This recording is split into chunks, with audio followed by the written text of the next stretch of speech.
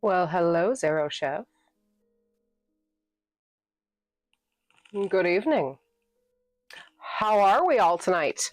Where is everyone? The Gray! Hello. Hello. How are you? So good to see you. Ever. Hey. Oh, what an odyssey to go live tonight. If you aren't subscribed to the mailing list, if you're not following me on socials, crazy bitch has arrived. Hello, beautiful. So, yeah, if you're not subscribed to the mailing list, if you're not following me on socials, if you're not on Patreon, number one, what are you waiting for? But no big day. And so that means that the fair lady is on vacation this week. Hello. Yes, I'm so excited about that. Thank you. Oh my God, why are we reconnecting already? Welcome to Monsoon. Welcome to Monsoon. This is what happens. This is what happens in the desert.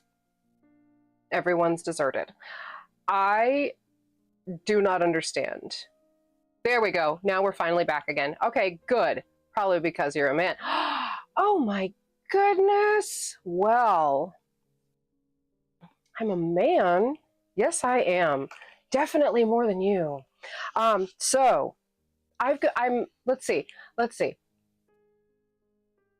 She's loves you. Hi, hello. Hello. Yes. I do know that Jesus loves me.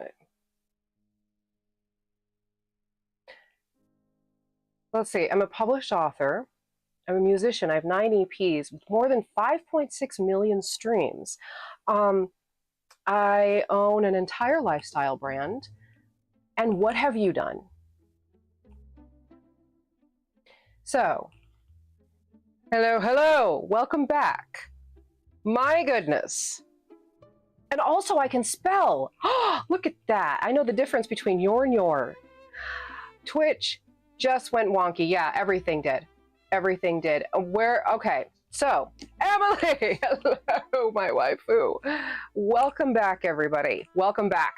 So, here's what's going on. This happens every summer. Every summer, because I live in the desert. And in the desert, we have something called monsoon that happens between June and September every single year. And in the place where I live, it's like having a little hurricane almost every day. And when it happens and the weather gets too hot, the internet connection goes out. Everything gets very wonky because of the weather here. So, and because of where, because of where we live. So, like geographically, our neighborhood especially is very underserved in the tech area. So, if we go in and out, that's just the way it is. That's what happens. Okay? But you notice the fair Lady Scarlet Nightshade is not with us tonight. And that is because tonight's reading of Bloodline, now available in paperback and on Kindle. What? Get yourself a copy of the ebook and read along with me. Oh, why, thank you.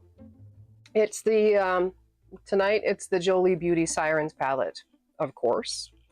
My go-to. So, with regard to tonight's chapter reading, it actually includes dialogue from Lady Scarlet. Okay? And so when there's dialogue in the book, she goes on vacation. And that's what we're doing. Also, Lost in Eden has a gig tomorrow. And I have to be there. We have to be there a good 3 hours early. So, dry shampoo, and this is the most light, basic beat ever. But here I am, because I want to read for you. Let's stay on YouTube. Okay, yes. I'm with everybody tomorrow, and Craig. Yes. I know. I'm so excited. Looking forward to seeing them both. So, yes. So make sure to pick up your copy of Bloodline and read along with me. I figured tonight... Eyeshadow's on point. Wait, thank you. Thank you. I know. Chapter 6. We read chapter 6 last week, where we introduced a character. Yes, she's picking up 2. Yes. She's actually picking up 3. So exciting. So exciting. And much, much thanks. Much, much thanks. You guys are going to be starting your own little book club over there. Speaking of book club, make sure to check out that Patreon where we do have book club.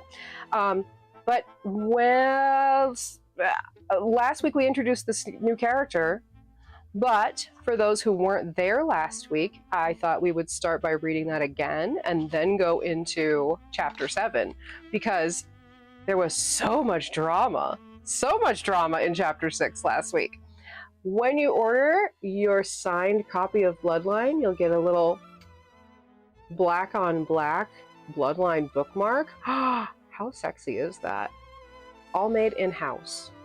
Made in-house. So, yes, yes. All right.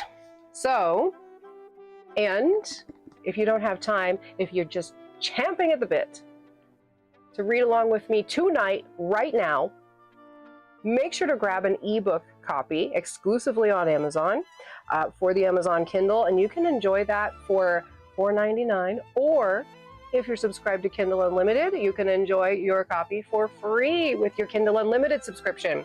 So, you love your copy? I love your copy too.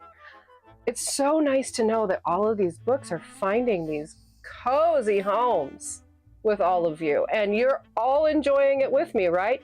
You're cracking your spine every single time I crack mine. Cracking your spine too. All right. How's the volume? How's the volume? Is everything good? Or do we need to turn down the music some more? I think I need to turn down the music just a little bit more.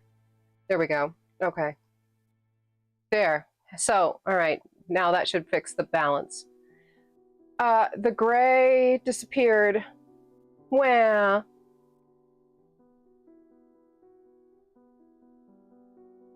Like a glow stick. That's right.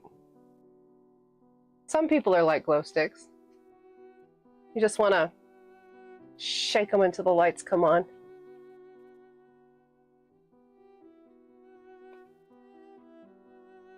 So before we begin with chapter 6, I'm caffeinated. What's everyone else doing? Is everyone else caffeinated too? You wish someone would crack your spine. Ditto. There are lots of spines to crack around here. All right. So are we all ready to read? Are we all ready to enjoy this? I want to present the dialogue. I want to present the dialogue because that is what I do. You're enjoying a beer right now. Good. You deserve. Sumik, hello! How's it going? Welcome back. Oh, goodness, it feels like a little family reunion happening here tonight. What?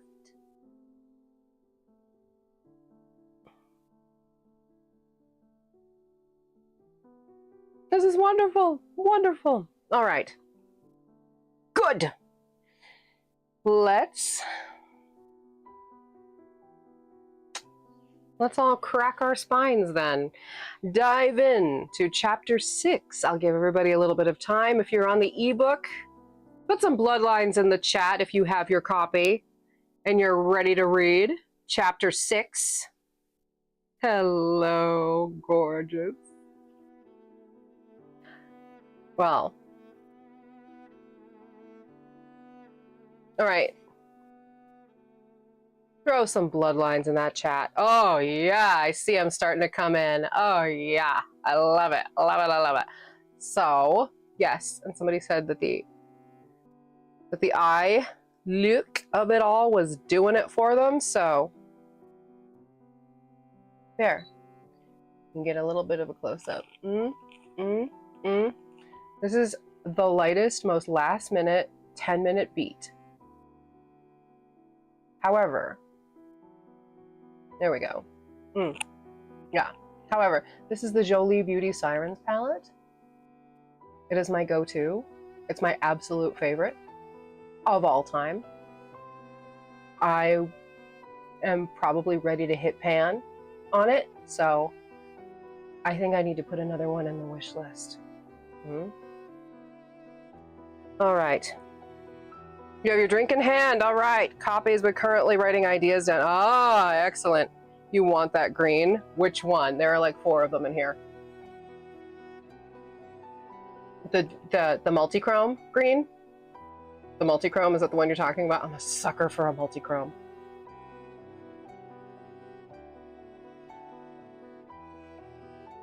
Okay.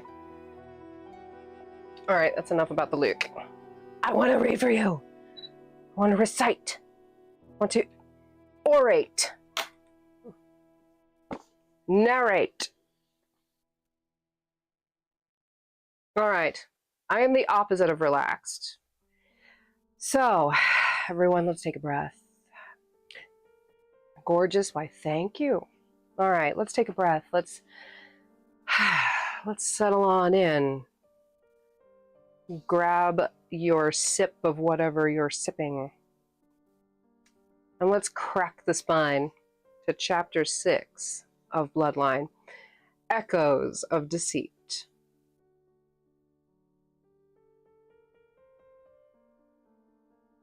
The wind howled as Scarlet Nightshade approached the ancient ruins, her cloak whipping around her in the fierce coastal breeze.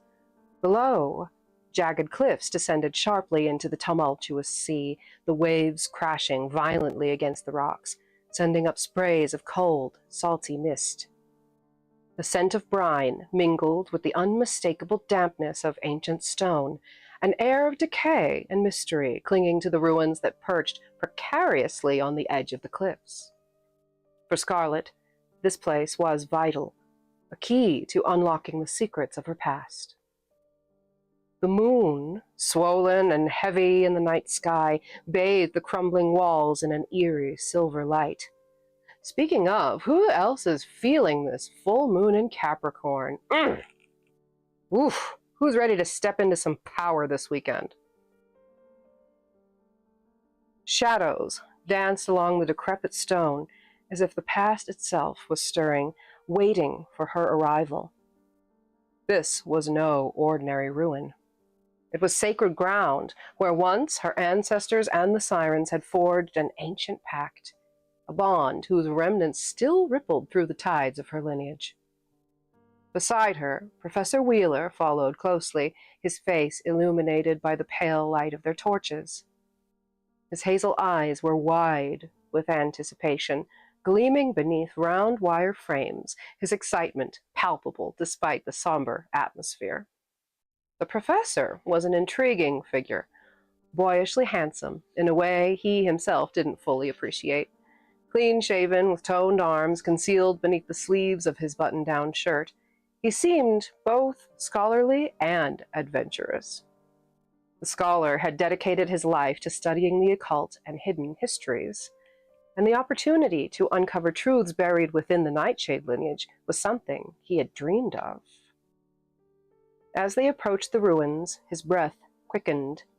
His steps grew more eager, as if every stone they passed brought them closer to unraveling the mysteries of centuries past. This place, it's even more foreboding than I imagined, Wheeler muttered, his voice barely audible over the roar of the wind and the sea.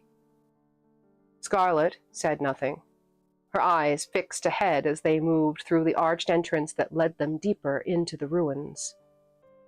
Each step echoed softly in the hollow chamber where the remnants of an ancient civilization lay forgotten, buried underneath centuries of erosion and neglect. Yet, despite the desolation, the weight of history pressed down on her shoulders, a constant reminder that these were not just ruins. They were a tomb of secrets waiting to be uncovered. Scarlet's careful steps brought her deeper into the heart of the ruins, where the stone walls, though crumbling in places, still bore the markings of a long-forgotten era. Intricate carvings adorned the stone, each symbol and image a relic of the ancient pact between her ancestors and the sirens. The deeper they ventured, the more the air seemed to change. It grew colder, heavier, thick with the weight of centuries of history, secrets buried beneath the dust, waiting to be uncovered. Vixen! Vixen! Hey! Good evening! How are you? How is everyone? Oh my goodness! So, darling Vixen, get your copy out because we're reading from Bloodline. Your husband just got home from a work trip. Oh, goodness. Well, I hope the trip went well. Did he survive it? That's always fun. I'm excited. I'm excited to go on a couple of little work trips. Perfect timing. You already finished it. Ooh, so you know what's going on. Ooh. Uh-oh, Vixen's got the tea. Maybe if you jump on that Patreon, you can be the one to head up the book club. Since you're obviously the furthest ahead. Everyone else is reading along with. Oh, goodness. Okay. Oh, we need to get rid of that Streamlabs bot. Wow, okay. We need to definitely change that up. That is really super long. Wow. Splendid Daddy 2 got it 2 days before the other one. Good. Splendid Daddies. Everywhere. Can't fix stingy.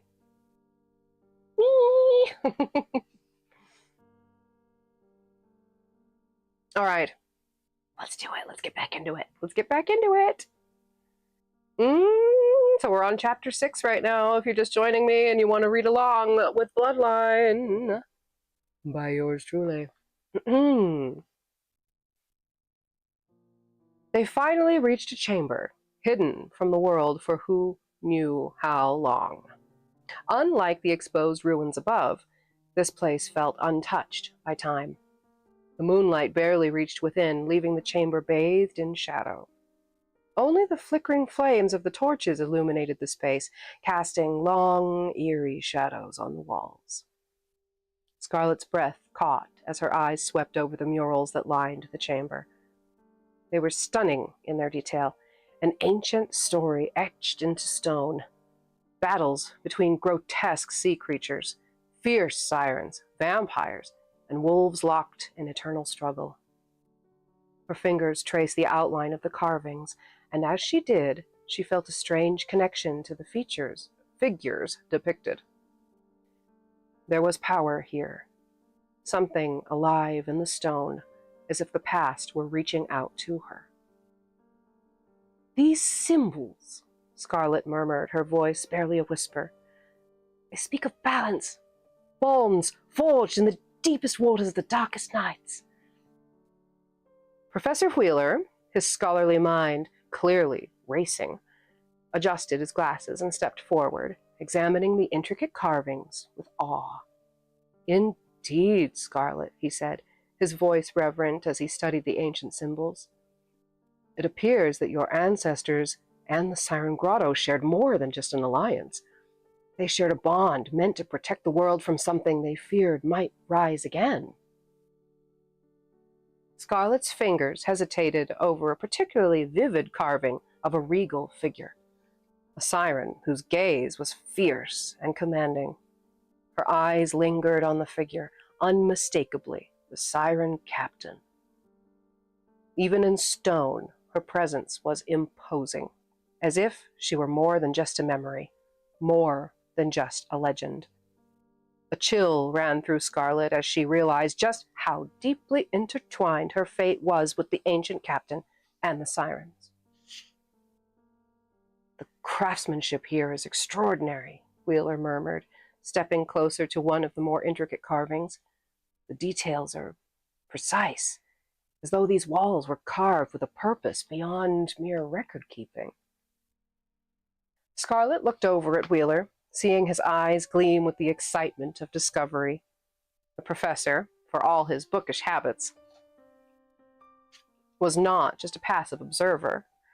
He was a man driven by the desire to uncover the truth, no matter how dangerous it might be. Wheeler's gaze moved over the symbols with the keen eye of a scholar, and his brow furrowed as he noticed something curious. These markings, I've seen them before in some of the most obscure texts within the occult archives. But they weren't just symbols. They were warnings.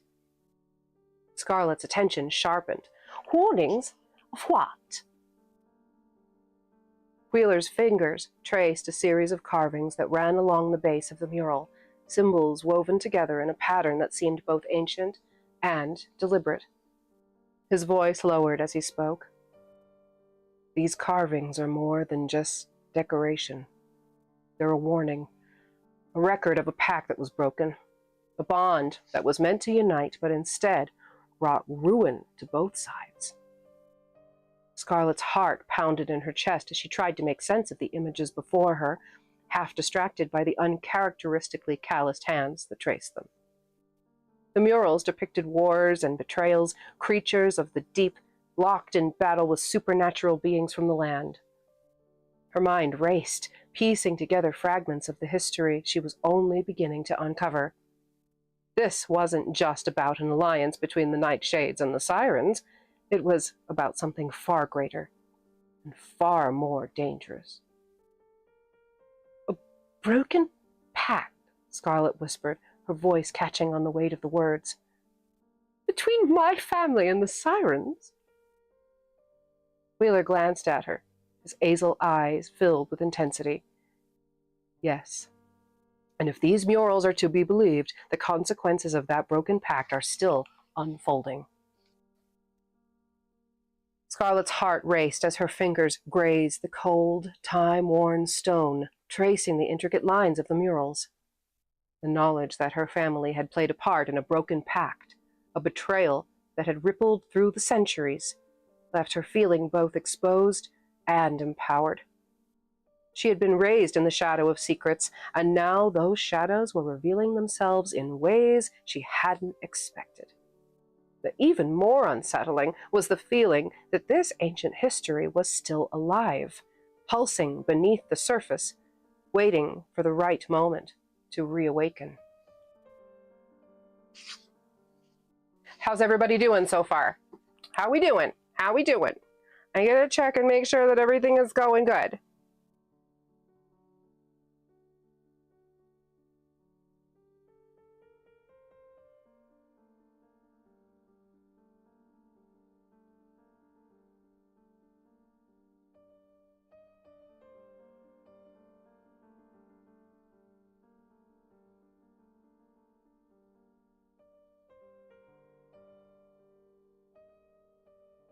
You're okay? You're loving it? Oh, I see bloodlines in that chat. I love it. I love seeing those bloodlines in the chat. Thank you.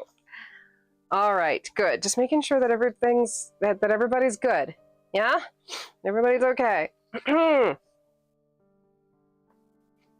Everybody grab a sip.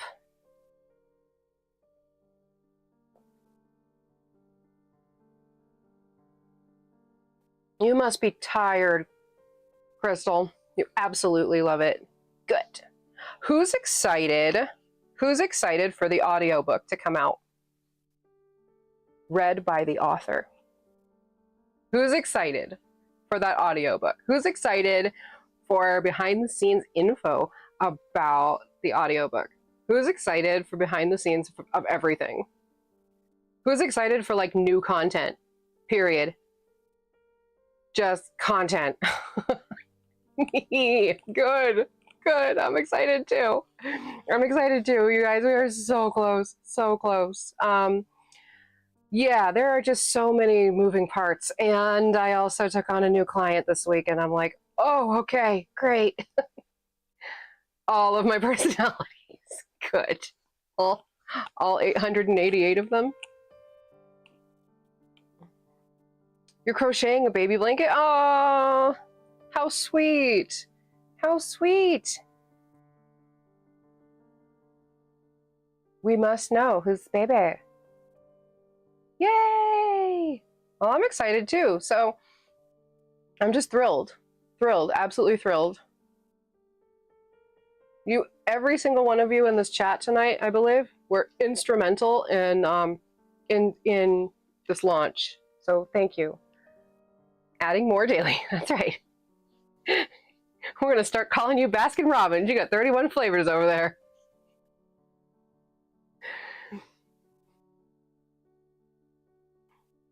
And how many people live in this house? Oh, I don't know, maybe 80. All right. Hell yeah. Congratulations. Why, thank you. Thank you, Zerosha. Thanks, Ken. A gamer friend. Oh, that is so cool. How sweet. That's what I love about this, about our community too, is that everybody is just so very kind to each other. 87's the magic number. I like 88.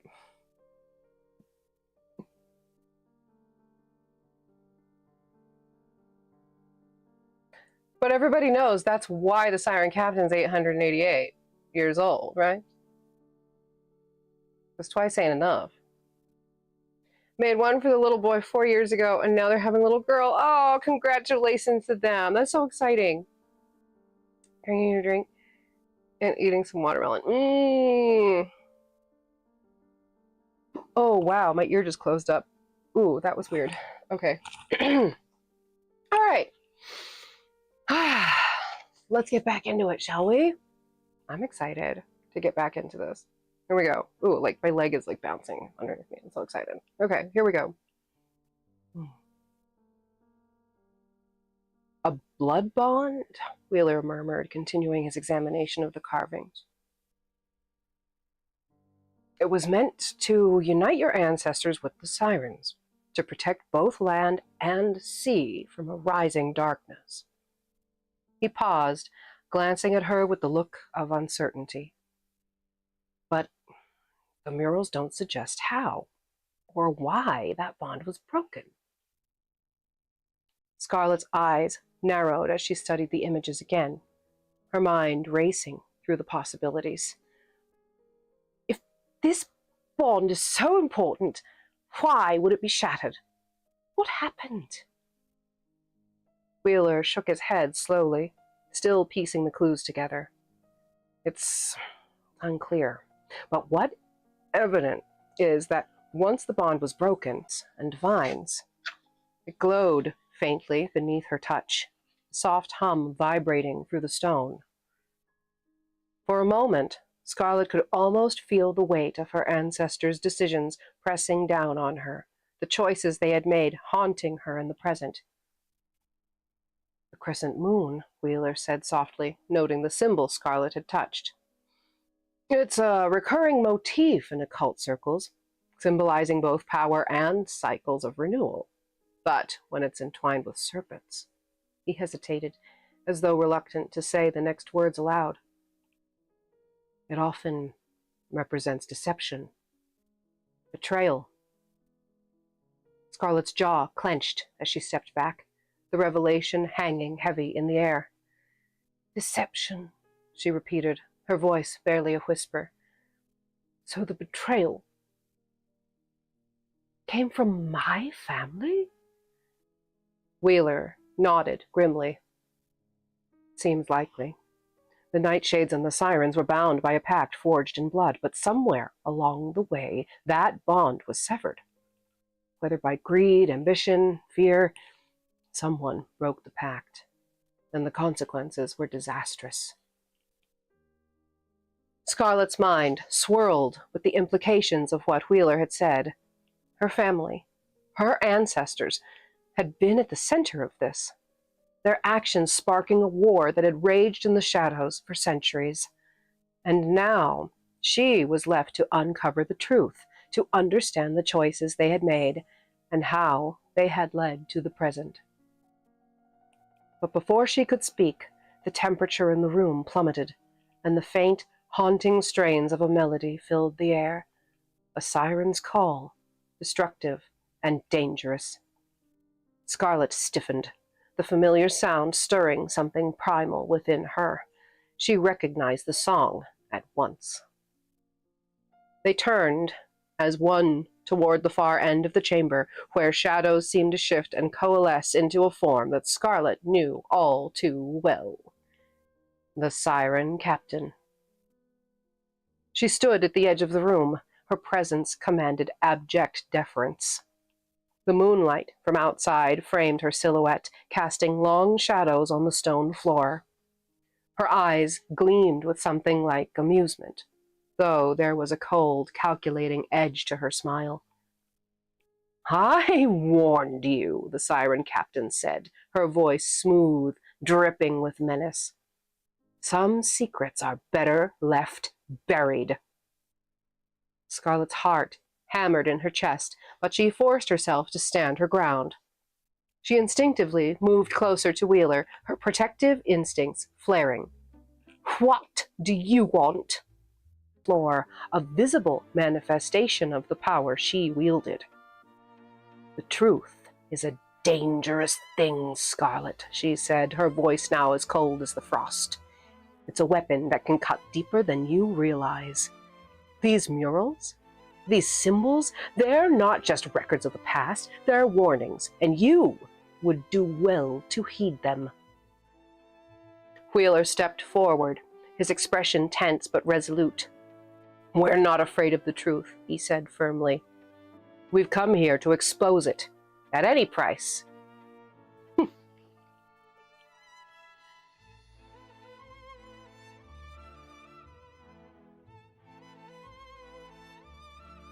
The Siren Captain's laughter was low and hollow, echoing through the chamber like a distant storm. "Oh, Professor," she purred, "you've barely scratched the surface of the waters you're treading. But go on, seek your truths if you dare. Just remember, some treasures are more than gold and jewels." With a final, knowing glance at Scarlet, the captain's form dissolved into mist, leaving behind only the lingering echoes of her warning. Scarlet stood frozen at the place where the Siren Captain had just vanished. The lingering mist seemed to swirl in the torchlight, a spectral reminder of the captain's warning. Her words echoed in Scarlet's mind, blending with the chill that still permeated the chamber. She knew the captain wasn't one to make idle threats. There was something in those murals, something buried deep in the family's past, that was far more dangerous than she had anticipated. Wheeler's hand found hers, his grip warm and steady against the growing cold. His presence was grounding, but Scarlet could feel the unease radiating from him as well. He may have been the scholar, the one with all the knowledge, but even he couldn't hide the tension that rippled through him after their encounter with the Siren Captain. "Are you all right?" Wheeler asked, his voice low, though it echoed slightly in the ancient chamber. Scarlet nodded slowly, but her mind was far from settled. The murals, the broken pact, the Siren Captain's cryptic warning, it all swirled in her head, and for a moment she felt as though the weight of it all might crush her. But then that familiar resolve rose up within her, fierce and unyielding. She wasn't about to rise up within her. She wasn't about to back down. Not now, not ever. The truth was right there, within reach, and no siren or ghost of the past would scare her away from it. "I'm fine," she said, though her voice was tight with lingering frustration. "But we need to understand that these murals are telling us there's something more here, something the captain doesn't want us to uncover." Wheeler's brow furrowed in thought as he looked over the ancient carvings once again. "She said the murals were a warning. But what are they warning us about?" Scarlet's gaze moved over the mural, her eyes catching on the figures locked in battle, the looming shadows of sea creatures and the supernatural beings in eternal struggle. And then she saw it. A small, almost imperceptible detail in the corner of the mural. A figure, cloaked in shadow, standing at the center of the battle, watching it all unfold. The figure wasn't fighting, wasn't part of the struggle. It was something, or someone, separate, controlling the chaos from the outside. There, Scarlet whispered, pointing toward the shadowy figure. What is that? Wheeler leaned closer, adjusting his glasses as he studied the figure. His expression darkened, and his hand formed. I don't know, he said softly, his voice tinged with unease. But it doesn't belong there. Scarlet felt a shiver run down her spine. What do you mean? Wheeler shook his head slowly, still examining the figure. It's not part of the original mural. It's been added later, after the rest was carved. And whoever, or whatever, this figure is, they're not bound by the same rules as the rest of the beings in this story. Scarlet stared at the shadowy figure, her heart pounding in her chest. This was no ordinary history lesson. This was a story still unfolding, a betrayal still echoing through the centuries, and at the center of it all was this figure, watching, waiting, controlling. I need to know more, Scarlet said, her voice sharp with determination. I need to know who this figure is and what they did. Wheeler nodded, though his face remained etched with concern. We'll find out, Scarlet, but be careful. Whatever this is, it's bigger than either of us. And the Siren Captain's warning. He hesitated, glancing back at the spot where the captain had vanished. She doesn't want us to uncover this, which means we're already in dangerous waters. Scarlet took a deep breath, her resolve hardening.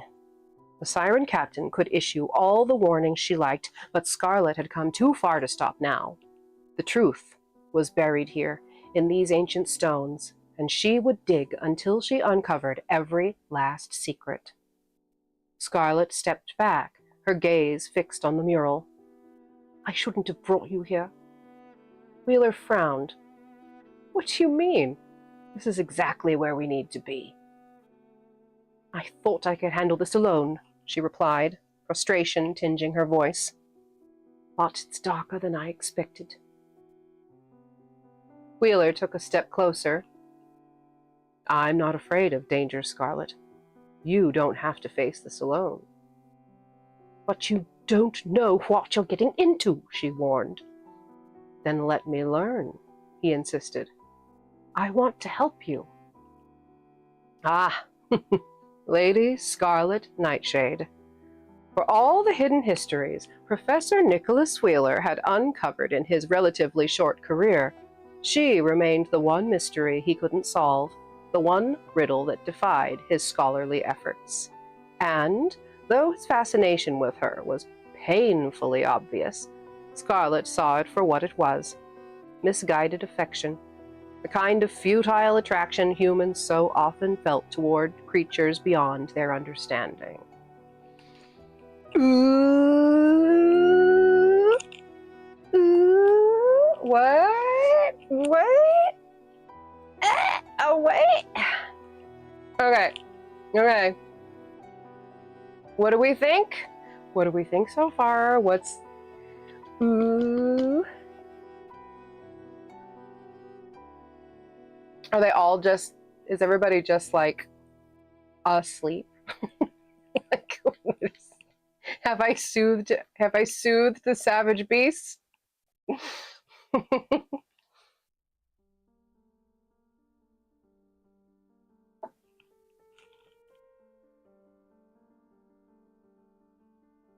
That is typically why I like to present these in character and play like the interactive story games with you guys, because otherwise everyone else falls asleep on me. which I think I should take as a compliment, but maybe not. I should take that as a compliment. This is a good way to relax on a Thursday night, right? I wish I had some watermelon. I wish I had something. Ooh. Ooh.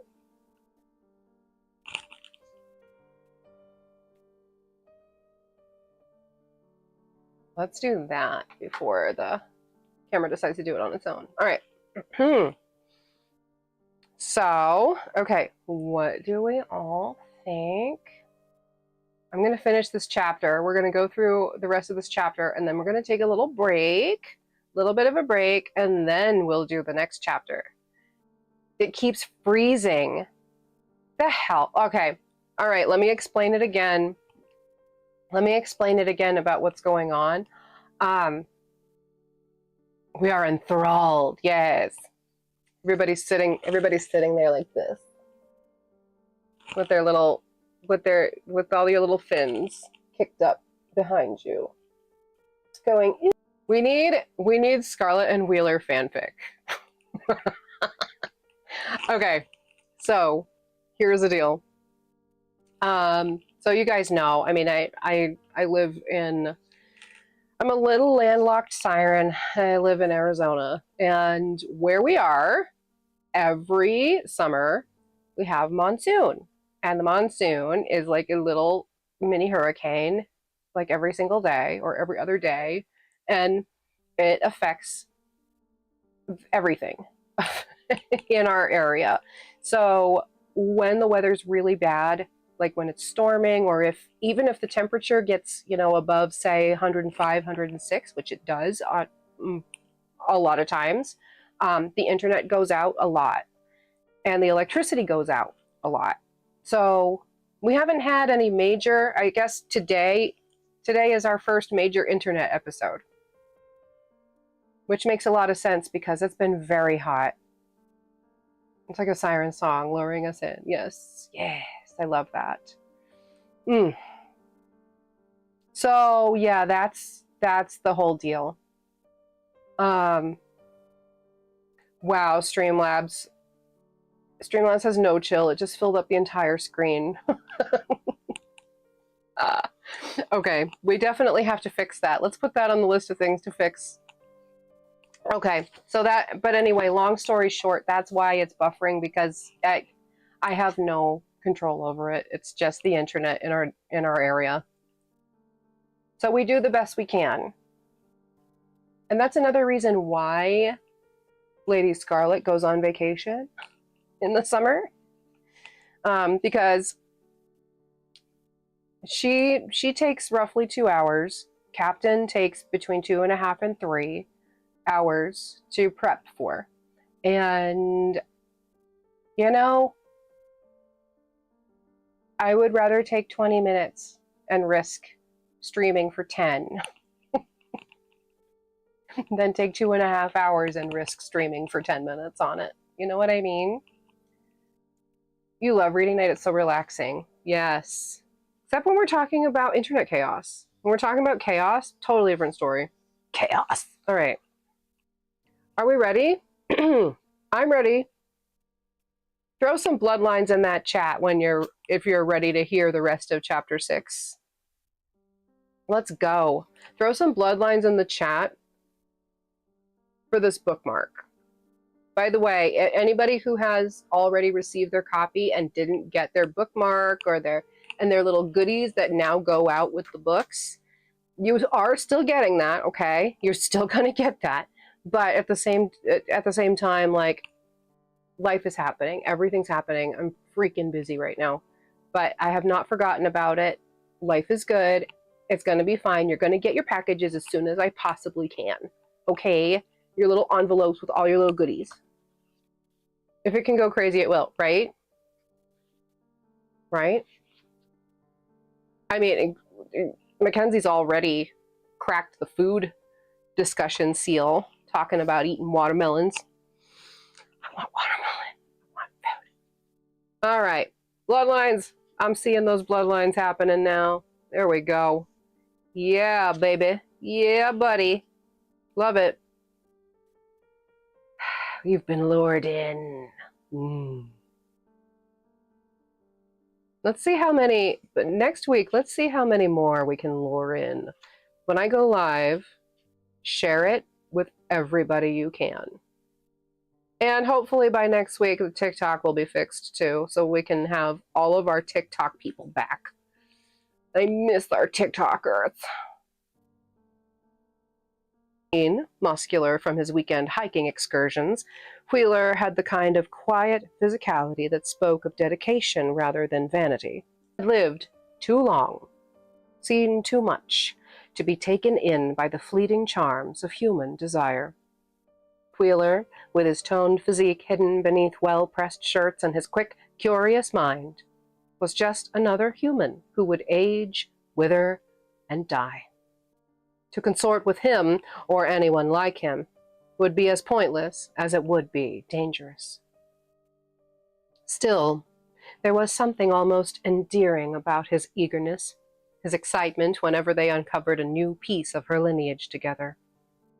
She had to give him credit for his persistence, if nothing else.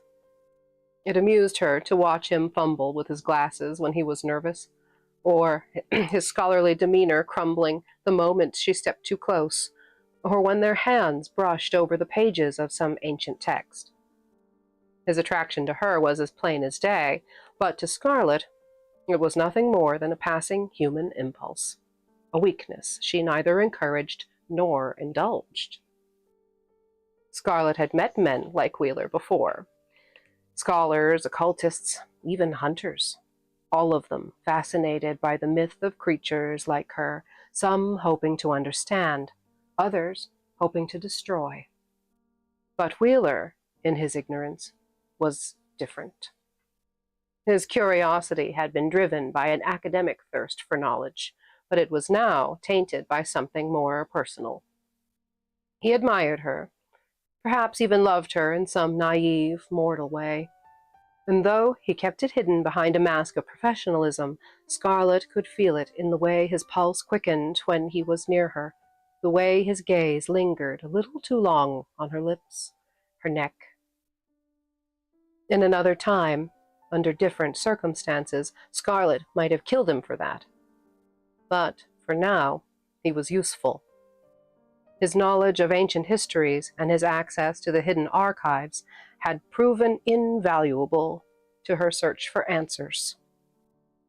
She needed him to unlock certain secrets of her lineage, secrets that had been buried for centuries, and he, with his quick mind and boundless energy, was the perfect tool for the job.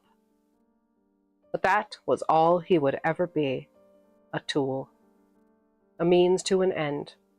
She knew, as all creatures like her knew, that humans were fleeting. They lived short, fragile lives, and it was folly to become too attached to any of them. Wheeler, for all his intelligence and charm, would grow old and die just like all the others. The affection he harbored for her was as transient as his own existence, and while he might not yet understand that, Scarlett did. To her, any connection with a human was a waste of time. Perhaps on some level she even pitied him.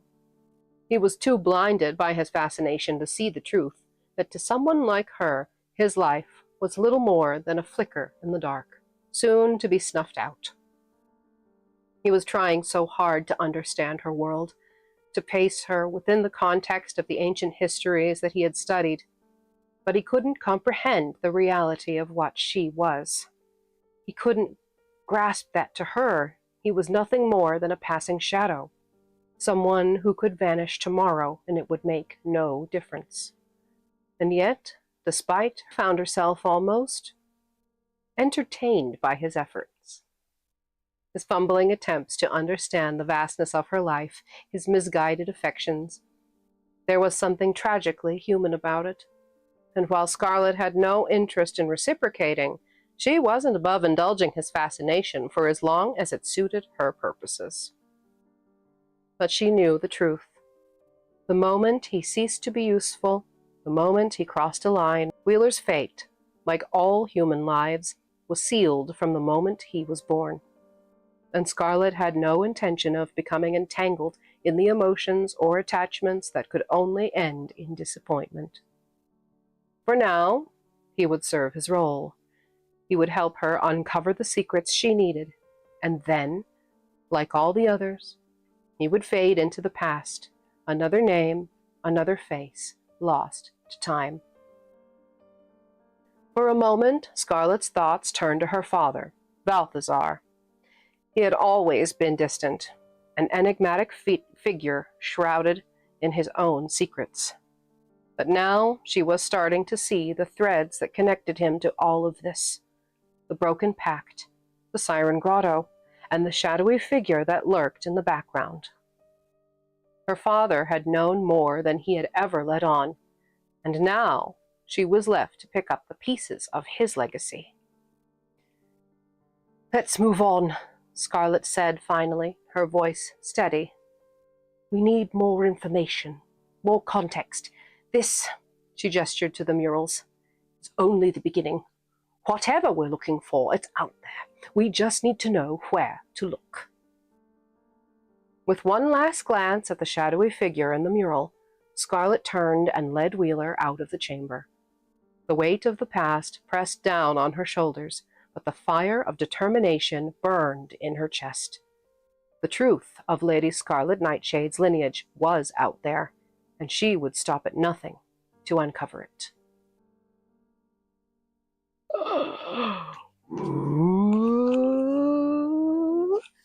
Okay, that's chapter 6. Oh goodness. Okay, so now everyone in the chat is caught up. Everybody in the chat is all caught up. I'm sure that the stream is still sputtering and smuttering and looks like garbage. Yeah, freezing, buffering. Yeah, I know. I sorries. There's nothing I can do about it. Okay. All right, y'all. Excellent. Crystal, have you read ahead? Have you read ahead? Vixen said that she completely finished hers. That's 3 people now. 3 people now that I've spoken with who have said they started and they couldn't put it down. The page turner, the finishing of it all happened very quickly. YouTube isn't too bad. All right, well, that's good. Good. Okay, so, all right. Blame Arizona, exactly. Better than blaming Canada. We can't blame Canada for everything, right? Okay, y'all. I'm going to take a little bit of a break. Let's take a little bit of a break. I'm going to refresh the old vocal cords of it all. And when I come back, let's move on. Let's do chapter 7, shall we? Are we excited? If you're excited, throw some green hearts in the chat. If you're excited to move on to chapter 7.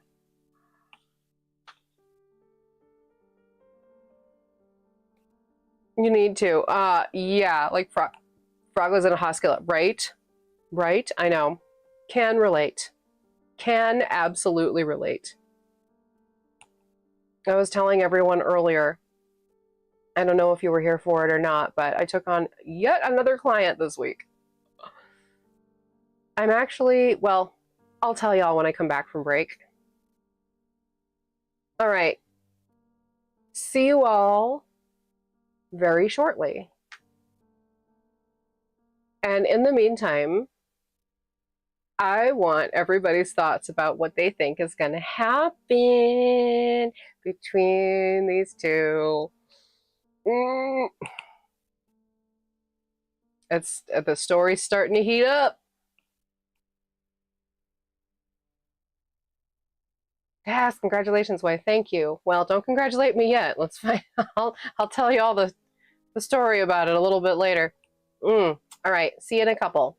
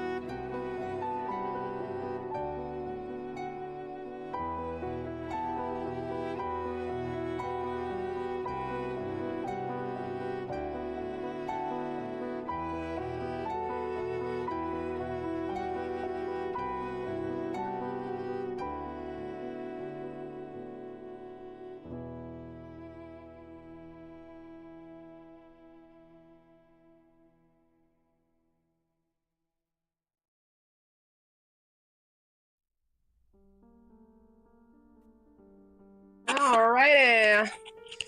We back. Almost. Alright. Let me fix my little microphone. There we go. Okay. There we go. Now I'm back. Hi. Welcome back. How come nobody told me that my hair looks like garbage? Because I know, because I can see it, because I can monitor it myself. I have this little thing that sticks out. Terrible. Terrible. All right. Yeah, tomorrow, tomorrow I'm definitely not wearing my normal hair. It doesn't. Yes, it does. Yes, it does. It's awful. It's awful. I haven't washed it. I need to wash it. I need to wash it, but I'm definitely not doing styling. And I definitely need to do the routage. I mean, no. No. All right.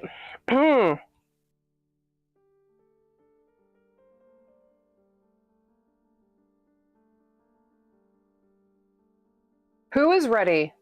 Who's ready? I am so ready to read again. OMG. We are continuing to be caffeinated. Let's see.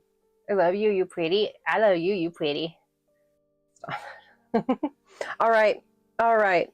So let's see. Let's see. Who else are we welcoming in right now? Let's see. Let's see. I see YouTube. Roll call. Roll call, y'all. If you're here, throw some green hearts in that chat. Let's see them before I continue on. And I'm also going to fix my angle just a little bit. There we go. Ooh, there. Oh, that's much better. Oh yeah. Okay. Well then. Isn't that amazing how just a little tiny tilt makes all the difference? Okay. Oh yeah. I'm seeing those green hearts coming in. There we go. There we go. Well, welcome everybody.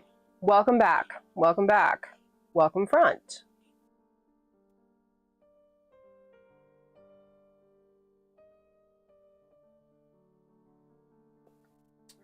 Thank you, Crystal. I see those green hearts. All right. All right. One of these days, I'm telling you, we're gonna have our hundreds of people back.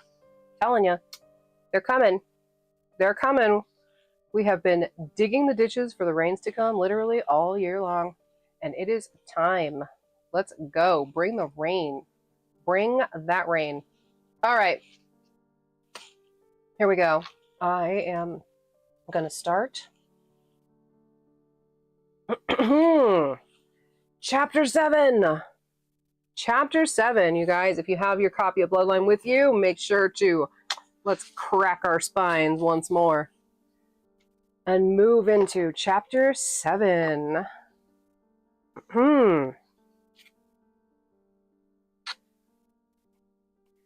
Chapter 7.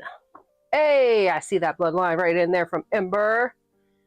By the way, you guys, Amber was the first one. Amber was the one who invented the bloodline emoji. So if I don't see it from her, then I get very concerned. Because that means that Amber is displeased.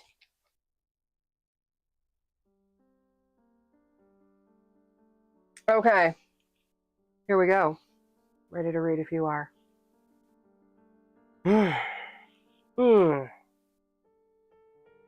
Wait, let me get another sip. Let me get another sip. This is so suspenseful. This chapter is so suspenseful. I know. You're so here. You're so here. I see it. All right, we're here for all of it. Here we go. This chapter's fun. It starts with a flashback. Chapter 7. Between Neon and Nightshades.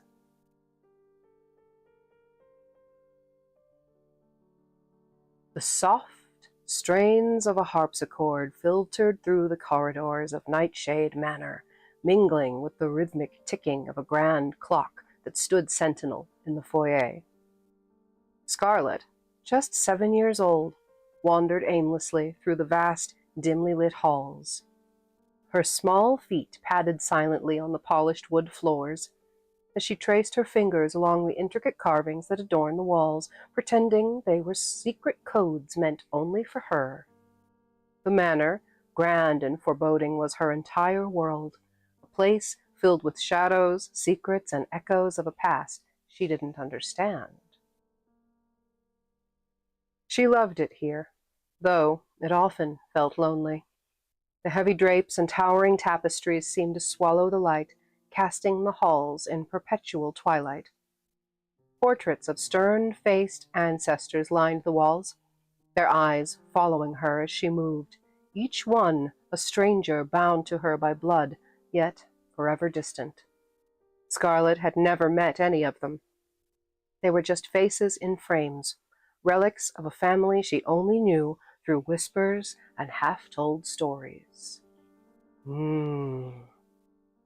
One evening, Scarlet found herself drawn, as she often was, to the grand library, the heart of the manor's many mysteries. It was her favorite room, a vast space filled with towering shelves and books that smelled of dust, leather, and secrets.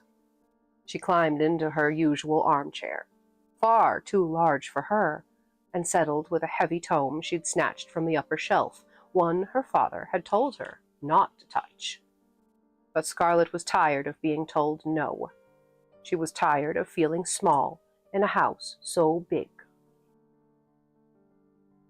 As she leafed through the ancient book, Scarlet's attention was caught by a series of faded family trees, sketched in fine, delicate lines.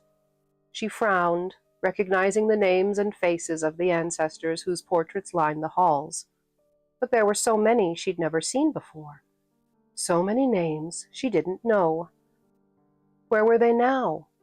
Why was it just her, Papa, and Mamma in this massive house? "Papa!" Scarlet called out, her voice delicate and refined, just as her mother had taught her to speak. She knew Balthazar would be in his study, surrounded by papers and paraphernalia of enterprise that always seemed to occupy his thoughts more than anything else.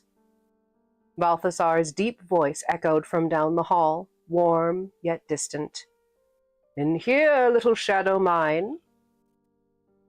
Scarlet hesitated before pushing open the heavy door to his study. The room was cluttered with papers, old maps, and strange artifacts that fascinated Scarlet to no end. Balthazar sat behind his grand oak desk, bent over a piece of parchment with his spectacles perched on his nose, looking every bit the exiled noble that he was. His dark hair was slicked back neatly, and his sharp features softened when he glanced up and saw Scarlet peeking round the door. "Thou art meant to be reading, not poking about mine study," he said with mock sternness, though a smile tugged at the corner of his lips. Scarlet stepped inside, holding the book behind her back. "I was reading, Papa, and I found something rather curious. Might I ask you a question?" Balthazar leaned back, setting down his quill. "Of course, sweet child. What dost thou wish to know?"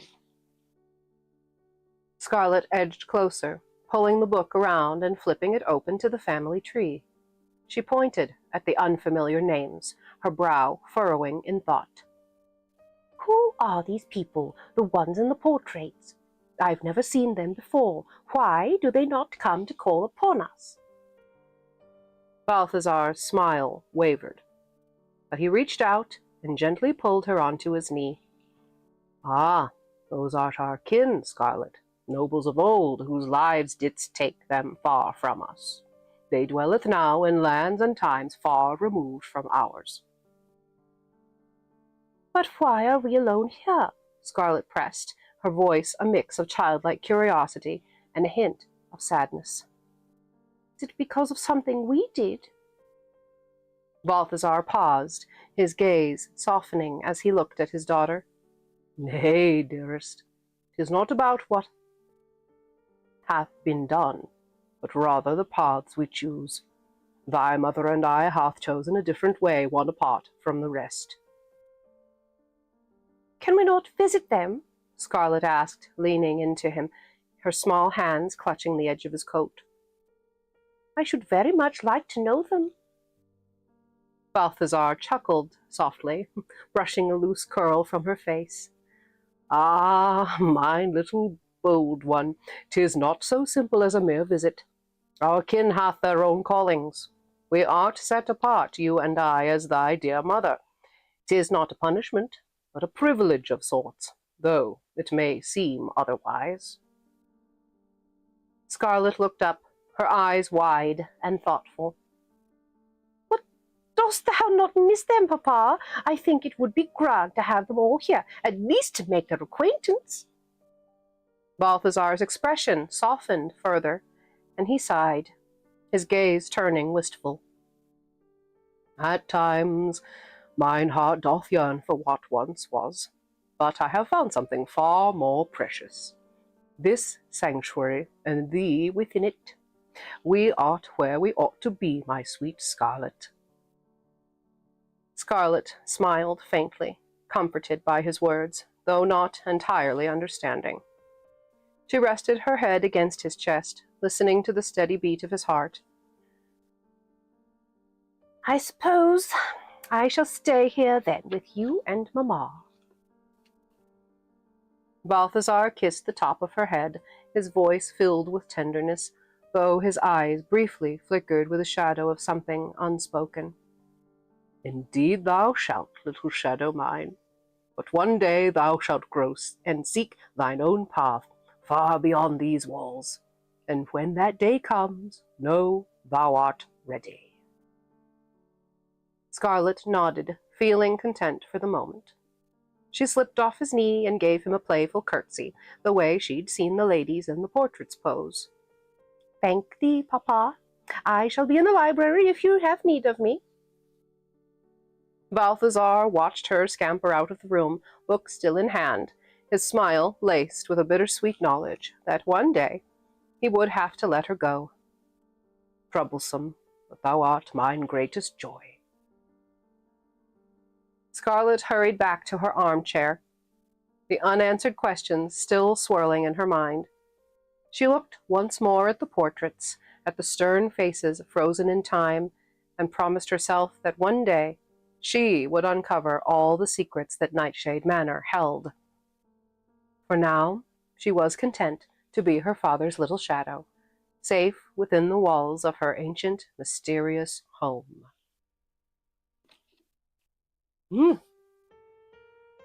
Looks way better than mine. Yes, you gotta make sure to wash your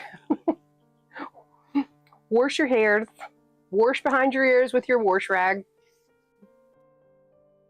Bet your happy ass. I love it. I love it. Yes. So now we have a little bit of backstory. What kind of a 7-year-old? Really? Honestly, what kind of a 7-year-old speaks with such eloquence?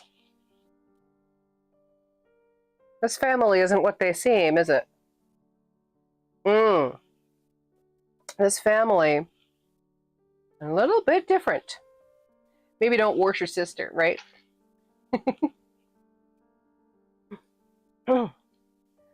No, in New England, I'm sorry, but New Englanders are the only ones that know how to say it right. Worcestershire.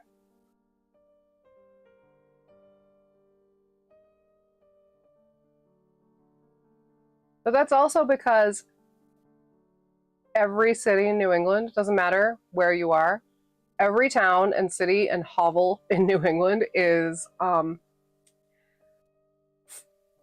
named after a British town, because that's the way it was. So there's a Worcester and a Gloucester. and a Cambridge and a Sturbridge and a Plymouth.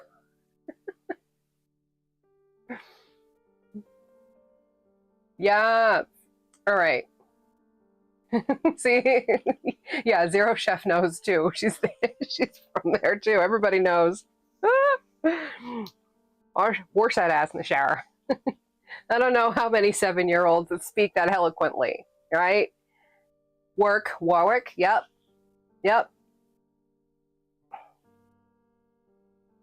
Warwick. All right, you still can't pronounce the damn sauce. All right, here's how we pronounce it. Repeat after me. Worcester.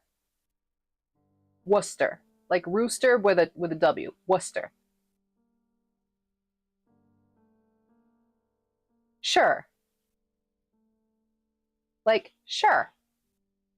Worcester, sure. That's it. Worcestershire.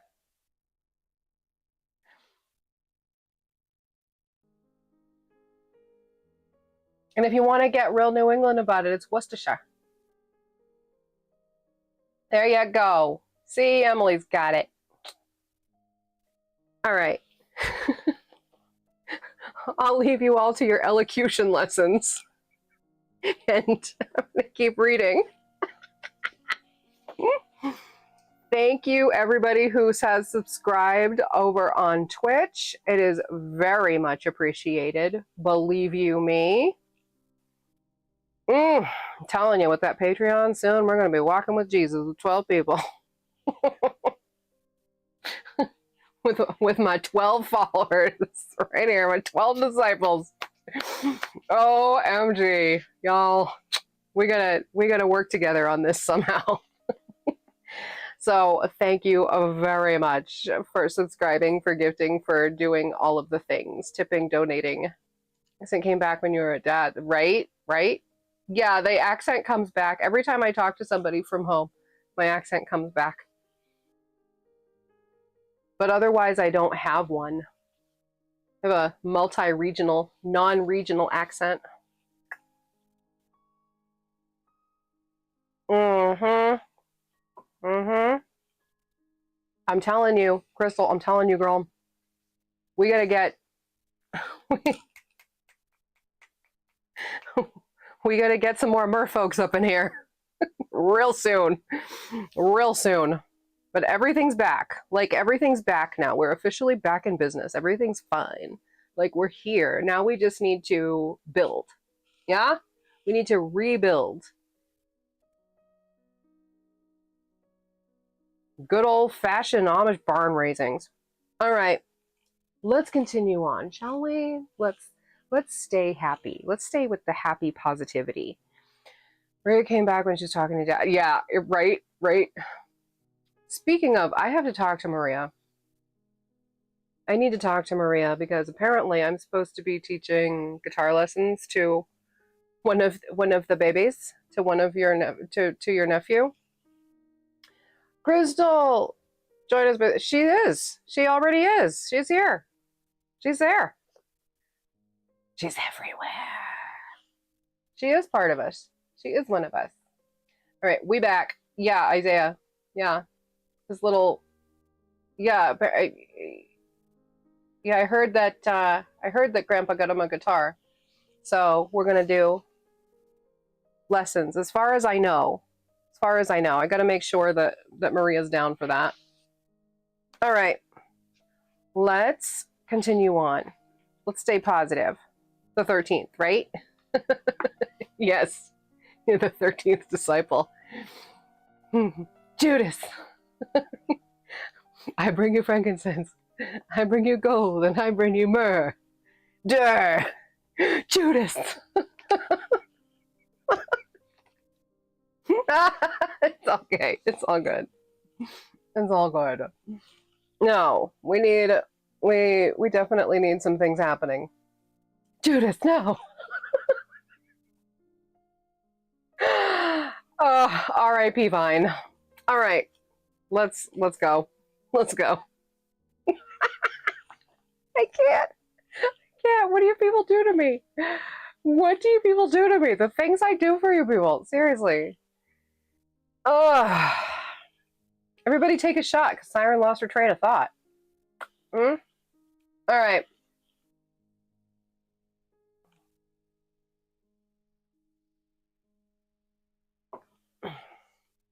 Mm. The streets of the old quarter bustled with life as Scarlet and Professor Wheeler made their way back to Scarlet's apartment, the moon casting a silver glow over the cobblestone streets. The salty breeze mingled with the scent of roasted chestnuts and street food, creating a sensory tapestry that encapsulated the essence of the city. Neon lights and electronic billboards flickered above, creating a cacophony of colors that danced across the slick pavement. As they navigated through the crowd, Wheeler chuckled, his excitement palpable. You know, for someone who can literally run circles around everyone, you seem to enjoy this leisurely pace. Scarlet smiled playfully, glancing up at him. What can I say? I appreciate the art of dramatic entrances. Besides, it gives me time to soak in the atmosphere. It's important to remember where you come from, even if you can't outpace it. With every step, she felt the energy of the old quarter, a place alive with secrets and histories waiting to be unraveled. As they turned the corner, the familiar sights of the old quarter embraced them. Crumbling brick buildings, shadowed alleys, and the distant echoes of laughter spilling from taverns. The thumping bass of a nearby rock band pulsed through the air, drawing a crowd of revelers eager to join in the celebration. A trio of drunken women, I know a trio of drunken women, clad in dark clothing with spiked accessories and dramatic eyeliner, stumbled past them, their laughter carrying a hint of mischief. Come on, let's hit the dance floor, one of them shouted, her voice barely audible over the music as she tugged her friends along. Remind me why we didn't just teleport back? Wheeler asked, a teasing glint in his eye. Scarlet laughed softly, the sound light and melodic against the backdrop of the bustling street. And miss out on all this enchanting ambiance? Where's the fun in that? Plus, I have a fondness for keeping my magical abilities under wraps. Wouldn't want to alarm the locals. As they continued down the street, the vibrant life around them heightened Scarlet's senses.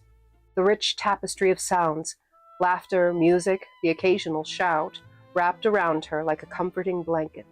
Yet she remained aware of the underlying currents of energy that pulsed through the old quarter. As they navigated deeper into the heart of the old quarter, the atmosphere around them grew more electric. The streets pulsed with life, the sound of the rock band echoing off the cobblestone walls, a rhythmic backdrop to the chaos of laughter and conversation. Suddenly, a loud shout cut through the din. A woman, clearly intoxicated, lost her balance and stumbled toward the street, nearly tumbling into the path of a speeding car. Time seemed to slow for Scarlet. "Watch out!" she shouted, her voice slicing through the music and laughter. In a heartbeat, her instincts kicked in, and she surged forward, propelled by a force she hardly comprehended.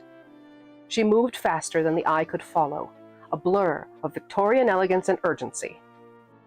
The world around her twisted into streaks of neon as she reached the woman just in time, grasping her arm and yanking her back to safety. Car swerved, tires screeching, narrowly missing them. The woman gasped, confusion and fear flashing across her face as she clung to Scarlet for balance. For a moment, silence enveloped the scene, the music dimming as nearby revelers registered what had just occurred. Wheeler's eyes widened, astonishment etched across his features, but he remained silent, captivated by the unfolding drama. Around them, the partygoers froze, their expressions shifting from revelry to shock. One of the drunken women from the trio that had passed earlier squinted, processing what had happened. "What the hell just went down?" she mumbled, her voice thick with disbelief.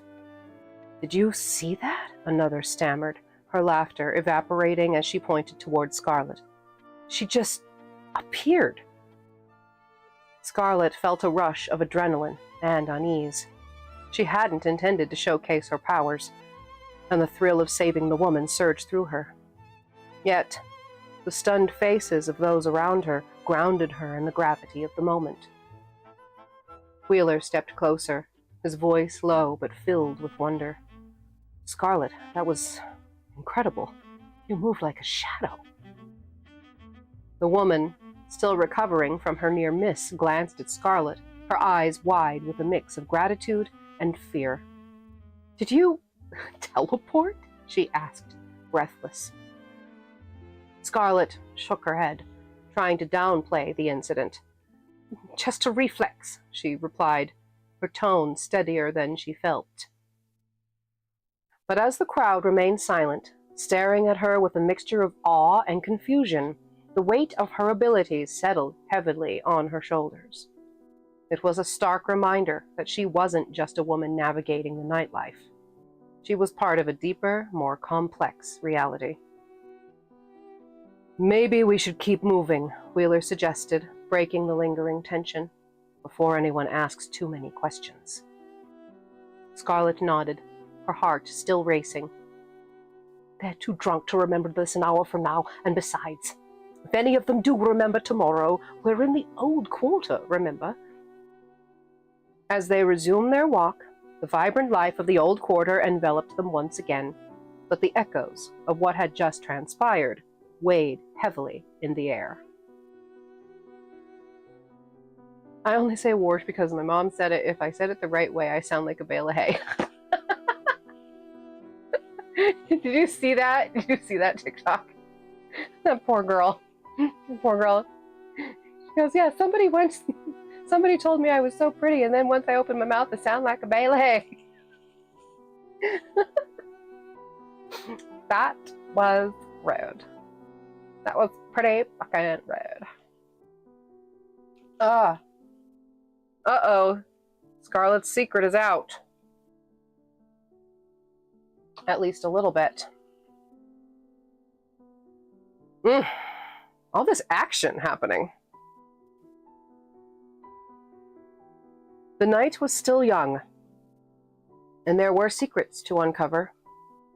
With Wheeler by her side, she felt the stirrings of something monumental brewing just beyond their reach, and she was ready to face whatever waited them inside.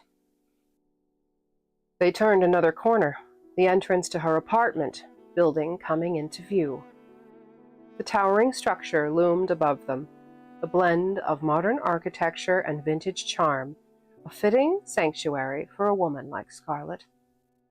As they stepped inside, the familiar scents of aged wood and incense welcomed them.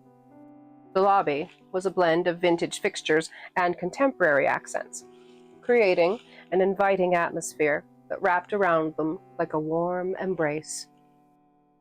Scarlet glanced at Wheeler, a playful smile returning to her lips. "Welcome to my humble abode. Little different from the revelry outside, but has its own charm." "Your humble abode is more like a treasure trove," he replied, admiring the eclectic decor as they stepped into the elevator. "I could spend hours exploring all the stories hidden in this space." She chuckled, feeling the warmth of his admiration. "Just wait till you see my collection. Each piece has a tale. Some are beautiful, others haunting, but they all remind me of where I come from and what I'm meant to do." As the elevator hummed softly upward, Scarlet's thoughts shifted back to the revelations they had uncovered, the weight of the past pressing down on her. She had walked the line between two worlds for far too long, but now, with Wheeler by her side, she felt a sense of purpose stirring within her. When the doors opened, they stepped into her apartment, the familiar chaos of relics and books greeting them like old friends. The warm glow of the lamps illuminated the eclectic mix of Victorian furniture and modern touches, creating a sanctuary that felt both alive and protective. Scarlet took a deep breath, allowing herself to relax for a moment. own sweet home. Now, let's see what secrets we can unearth tonight. Wheeler set his bag down, his eyes gleaming with excitement. Absolutely. We have a lot to uncover, and I'm eager to dive into the mysteries of the Nightshade legacy. Ooh, he's nasty. He's a little flirty boy. Ooh. Yeah, I'll bet he's ready to dive into the Nightshade legacy. Right?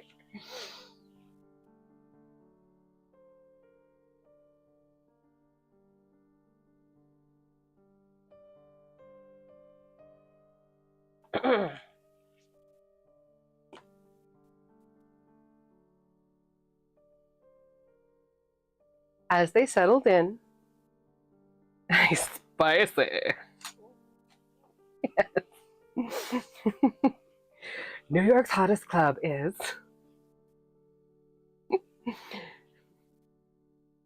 New York's hottest club is Scarlet Nightshade's apartment in the Old Quarter. The password is spicy. They have everything. Okay. But why is it spicy, right? Because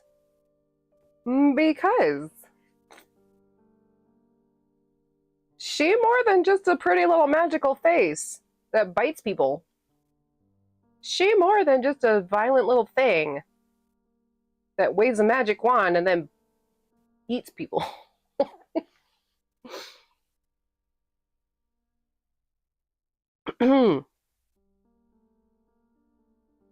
As I try to read, oh my god, oh, we've hit that time. We've hit that time. We've hit that moment.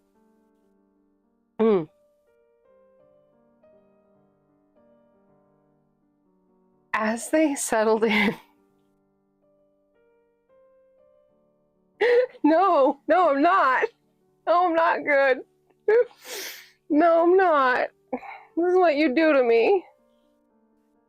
Oh, goodness.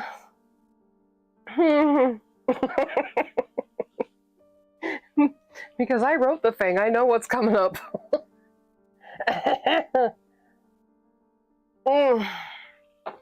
Okay. Hello. Right? Okay. Yeah, by the way, we're skipping over those chapters in public. You tease, right? Little tease. Wheeler's such a little tease. All right. All right, professional. Woosah. Okay, here we go. As they settled in, the ambiance of the Old Quarter faded into the background, replaced by the rich tapestry of history that surrounded them. But Scarlet knew that their journey was just beginning, and the secrets of her lineage were waiting to be uncovered, piece by piece. As they stepped into the heart of Scarlet's apartment, the air was thick with a blend of nostalgia and mystery. The warm glow from the lamps bathed the room in a cozy light, revealing the carefully curated chaos of relics and treasures that adorned every surface. "Welcome to my little museum," Scarlet said, her tone more matter-of-fact than enthusiastic as she gestured round the room. Wheeler's eyes widened with wonder as he took in the array of artifacts displayed, each imbued with the essence of a long time past. Of a time long past, yes. "This is incredible," he exclaimed, his voice filled with excitement. "I've never seen anything like it, not even back at university."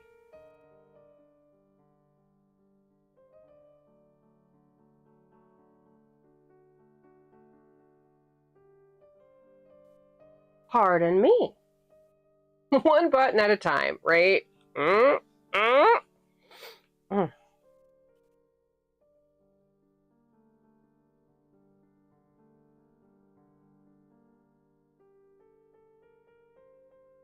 Let's try that sentence again, shall we? Bless you. Thank you.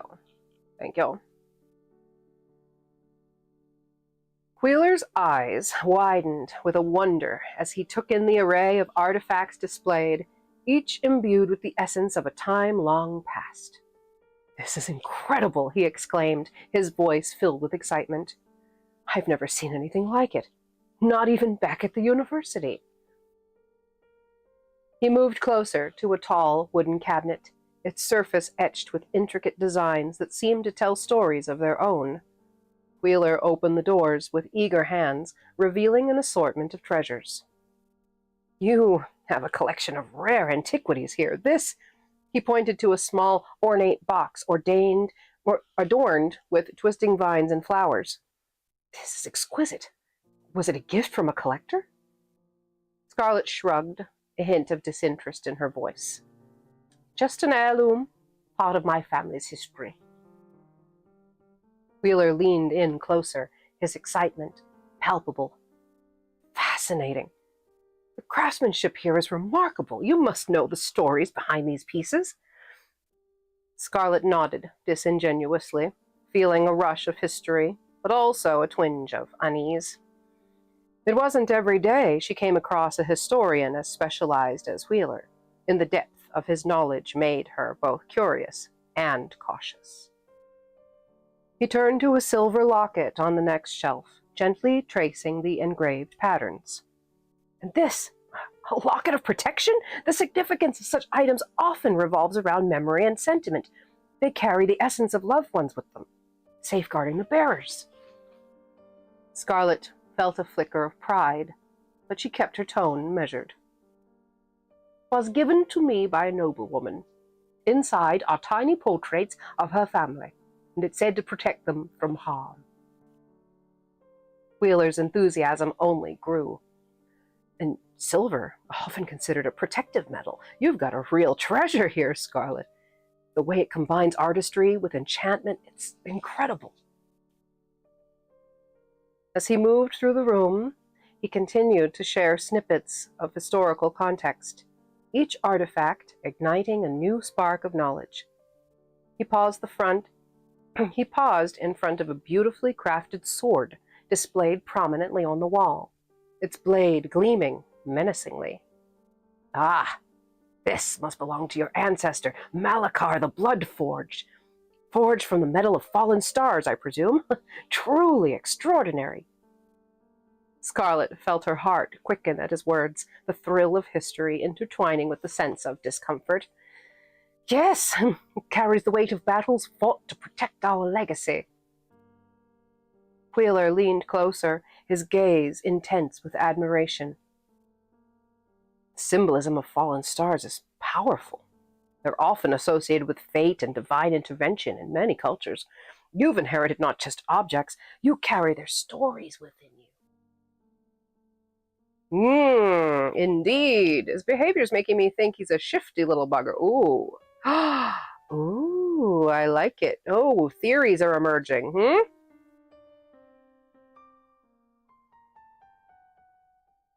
Just then, Scarlet's gaze shifted to his bag, where the evidence from the ruins lay hidden. "Speaking of identity," she said, her tone regaining its focus, "let's get back to the murals." Wheeler sat down his satchel, the mood shifting as they began to unpack the night's discoveries. The photographs of the murals, now scattered across her large oak desk, felt like pieces of a puzzle waiting to be solved. As they gathered around her desk, the camaraderie that had buoyed them during their walk began to give way to the gravity of their task.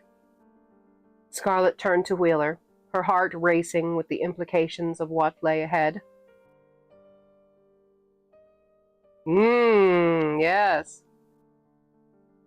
The Siren Captain's warning echoed in her mind, a haunting reminder that not all secrets were meant to be uncovered. But Scarlet was no longer a child, hiding in the shadows of her family's rituals. She was the Lady Scarlet Nightshade, and she was ready to reclaim the story that had been written in blood and buried in lies. Wheeler nodded, admiration flickering in his gaze. "I'll be with you every step of the way. We'll decode every last symbol, uncover every secret. together. Scarlet's lips curled into a faint smile. I'm not sure if you realize what you've signed up for, Professor. The dangers, the enemies we'll face. I've faced worse, Wheeler interrupted, a teasing edge to his voice. Besides, I've always been drawn to mysteries, and you, Lady Scarlet, are the most intriguing one of them all. Oh! You gotta hold yourself back from finishing it tonight, right? I need to hold myself back from finishing it.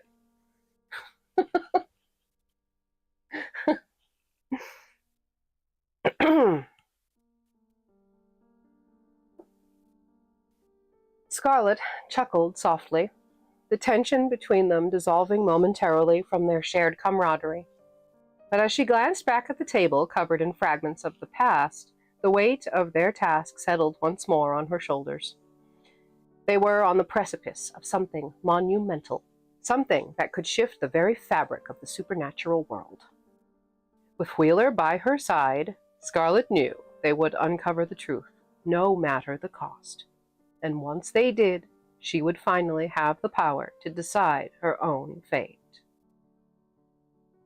The flickering lights of the old quarter outside seemed to pulse in agreement, as if the city itself was anticipating the revelation to come. Scarlet and Wheeler returned to their work, the ancient symbols slowly unraveling their secrets, piece by piece, as the night wore on. For Scarlet, this was only the beginning. The scar on her palm was no longer just a reminder of a forgotten ritual. It was a symbol of the unbroken chain that connected her to the past. And now she would find out exactly what it meant to be the child of both night and sea, bound to the darkest secrets of the House of Nightshade and the Siren Grotto. The game was in motion, and Scarlet intended to play it on her own terms. Ooh, it's heating up. It's heating up. Look at that. Look at that. Look at how far we've gotten, you guys. Yes, you guys. We're a book tubia. Book two. Book two. I haven't even started to write it. I've got some plot, right? I've got everything plotted out. I know exactly the arc of everything, right? I just need to take some time. I was actually going to get going on some of that stuff this month. You know, like sitting down and taking time to write. Because this first one, hold on. Okay, this first one, took me 8 weeks. Took me 8 weeks, start to finish, to write. And one day, I just was so compelled. I just sat down. I holed myself up at my desk, the groove, story out. But now, like now that it's out, it's like, it's a struggle bus just to finish the audiobook. OMG, you know? I'm sitting here just reading things. But like this month I really wanted to sit down and, you know, get into that space again. But that's like, you know, we're talking 8 weeks, like 18 to 20 hour days of just write. Like I wasn't eating, I wasn't sleeping, I was just writing. Like I just got like possessed by the writing bug and just went, I need to get into that space again. But I also need to be a lot more stable before I do that. You need to get on that. Yes, I am a need me to get on that, ma'am. But I killed it. Why, thank you. Thank you. I love this. And I cannot wait to present the next one to you. Like, I've got the story all written out. Ask Emily. Emily is working on a little secret project too. We're done reading for tonight. Let's just chat a little bit, huh? Let's just chat. Let's get caught up together, shall we? So yeah, I said at the beginning of the stream that I've taken on another client. Yes,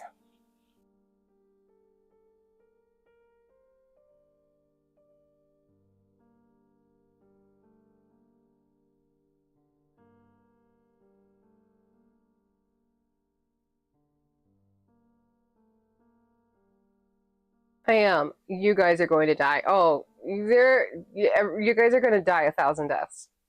You're going to die 1,000 deaths with this project. It is insane. So, yeah, it's already been published, so I'll just say it right now, but like, um,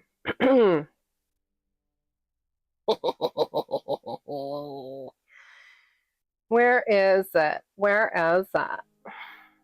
Yeah. Okay.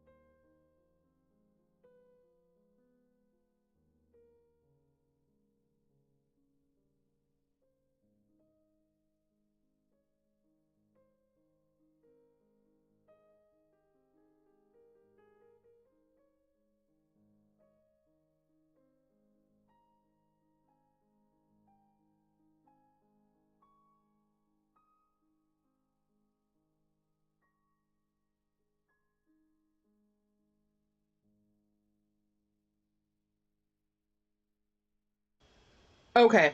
Sorry about that. Um, Sorry. Let me see. I'm on my laptop.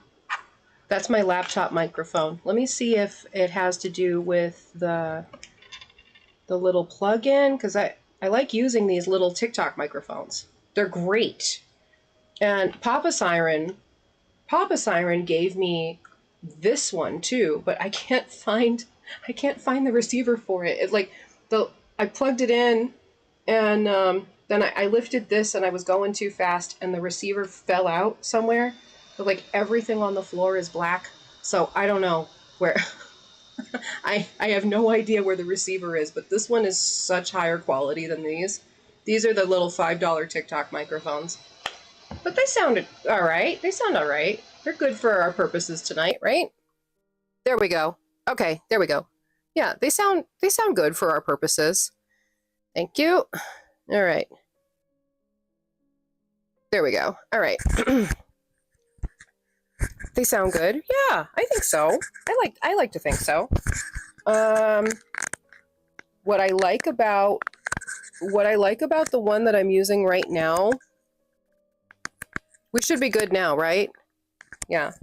The thing that I like about the one that I'm using now is that it has the ability to you have the ability to switch the clip, switch the direction. Well, it's all like that, no batteries, all USB, and it's universal. You can put it in the computer. Like I've got it plugged into my C-type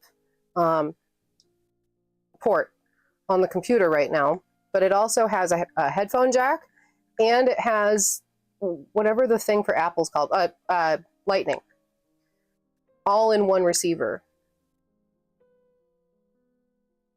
So great. Such a great little thing. And it also has a separate headphone jack. So like if I wanted to plug it into the phone and like listen to music at the same time, or if I wanted to plug it in and monitor myself at the same time in headphones, you can with this unit. And this unit is like super mega high quality. Like I think they cost like $100. But very different. And the mics, it's a multi-directional mic. These are just like a unidirectional mic. It's like the handheld microphones that I use. It's a baby version of a regular handheld microphone. Okay. Did I say unidirectional? No, these are unidirectional. The expensive one is omnidirectional, which means that it's going to pick up 360 sound. Okay. Anyway, that's the skinny about the mics. Thank you for alerting me to all that. Appreciate it. But the downside to all of these little microphone units is that you have to charge every piece. In Apple, in an iPhone, it will charge as you're using it. It will just keep supplying itself with the phone battery. But with Android or with like a regular computer or different applications, you have to charge up each individual mic. But each one comes with 2, so that's cool too. So it's like, okay, when one dies, I'll just plug in the next one and off we go. You know what I mean? Know what I'm saying? Yeah. Okay. So anyway, yes. Yeah, Ghost Vlogs is my new client. So that's wicked exciting. Wicked exciting to be contributing to that adventure somehow. But so that's happening, and my gosh, we're still working on getting back into, plotting tour and things like that. Know what I mean, Burn? Oh, tell us we're children of the 80s without telling us we're children of the 80s. Wow. Okay. Let me think. What else? Okay. So music nights are going to resume at some point. Okay. I've got, in addition to gig tomorrow, I've got company from out of town visiting that I have not seen in almost 20 years. And so English, I'm guessing excited, you mean? Or Crystal's so English. Crystal is so English. Yeah. So, nope. English forever. English forever. You're not excited. You're English. So that's exciting, but here's what's going on. Here's what's going on with music nights. Since I think everybody but Vixen and Mackenzie are on the Patreon already. You guys know that there are group songwriting projects, group playlists, all that stuff. You're so excited you can't English. See, good save. All right, I'll let you live it down. But there's so much happening all at once right now. I'm the music director of a local spiritual center, but that allows me to also tap into a worldwide network of all of those spiritual centers, the centers for spiritual living. They're worldwide. But that gives me the ability to tap into all of the centers. And so there's opportunity to be a guest musician. There's opportunity to actually go and use the churches, right, as performance spaces for workshops, presentations, book signing nights, concert nights, that kind of thing, literally, nationwide. So I'm going to start tapping into a lot of that. There are some things coming up, we're starting to talk about, getting on a couple of podcasts with the book and with the music. Matter of the Heart music video was supposed to be out a month and a half ago. But long story long, okay, I'm currently on a creative sabbatical from my center. And it's been very interesting because in the time, just in the very first week of not having to wake up on a Sunday, right? Because I also do their AV and creative design as well. I'm their, I do their website, I do their social media, I do their YouTube channel. in addition to being the music director and coming up with music, for Sunday services every single month, right? Every single week. It gets to be a 7-day-a-week thing. So I'm on sabbatical. I'm literally on vacation from that right now. But it's interesting when you clear something like that out of the way, how much more comes to light and how much comes flooding in that was waiting for that one dam to break. Which is a very spiritual and roundabout way of saying, I'm super overwhelmed. Super overwhelmed. So there's a lot of activity happening right now. A ton of activity, both personally, creatively, professionally. Nightshade and Company is still rocking and rolling, right? If you got wax melts at the end of last month, thank you so much for doing that. You guys literally kept me afloat while I was trying to get back all of the hacked accounts that you guys pay for, right? Like, you're helping to support. You're literally helping keep the lights on. Okay? And when the hackers hijacked everything, like, I was suddenly without, so if you contributed to that last week, thank you very, very, very super much. Because as you can see, our lights are still on, so thank you. But the wax melts that I launched weeks and weeks and weeks ahead of schedule, those and home scents are still in motion. I'm staring at pounds and pounds and pounds of candle wax next to me right now. I have literally pounds of candle wax, and I have something like 17 different scents. You're ready to kick a scammer's ass, right? Caught in the undercurrent, exactly. Caught in the undertow. Yes, absolutely. So, and also, where I live, like the city of Tucson, right? Like all of Pima County, really, in Arizona, kind of dies in the summertime, okay? So everything is slow. Literally everything is slow because our snowbirds go out of town. We have a lot of like retirement community, and you're either retired, military, college kid, or a bajillionaire living in Tucson, okay? I'm none of those. Yet.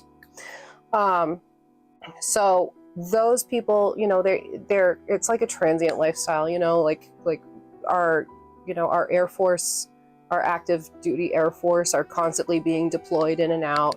We have college kids that come and go every summer, every semester. We have our retirement folks who are snowbirds, so they'll go and they'll live here in the great weather, from like October to April, maybe into the beginning of May, and then everybody leaves for the summer to go back to their, to go back to wherever they came from, right? Which is great because that's when all the traffic dies. All the traffic dies in the summertime here too. It's fantastic. So everything's like a 15-20 minute drive, whereas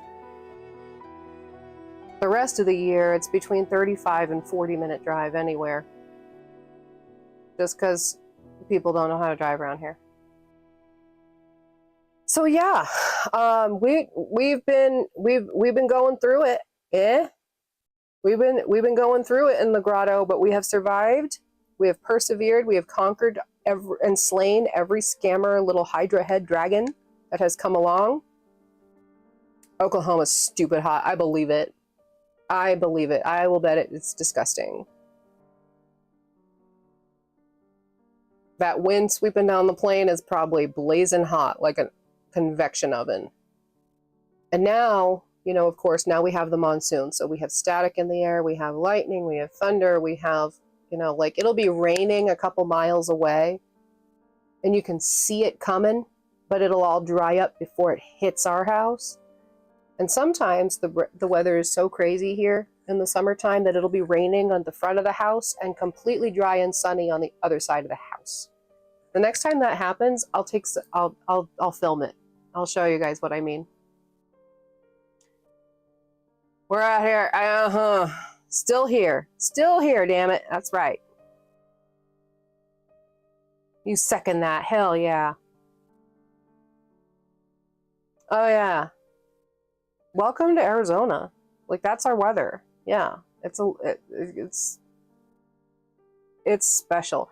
And you know something else? Like the weather, like living here turns you into a total weather junkie. Total weather junkie. Like, I am checking the satellite radar every hour on the hour to find out when and where the rain is coming. Is it going to be down the street, or is it going to be on top of us? And on which side of the house it's going to be. Kid you not. It gets that specific because there's no foliage here. Like, there's literally no foliage, so there's nothing to cut the wind down. So it's windy in our neighborhood 24 hours a day. Sometimes it's a light breeze and sometimes it's a torrent, the typhoon that blows through of wind. 24 hours a day. You're ready for fall. I've been ready for fall. Oh, sometimes we get that and sun showers. Yeah, we'll get sun showers now and then. But there is absolutely nothing like a Tucson monsoon, I will tell you. You know, the streets flood, like it's this time of year that I'm grateful that I work from home, right? I'm grateful that I don't have to commute anywhere.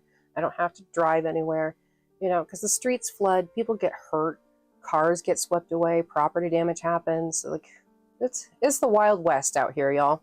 It is the Wild West. Oh yeah, it's something.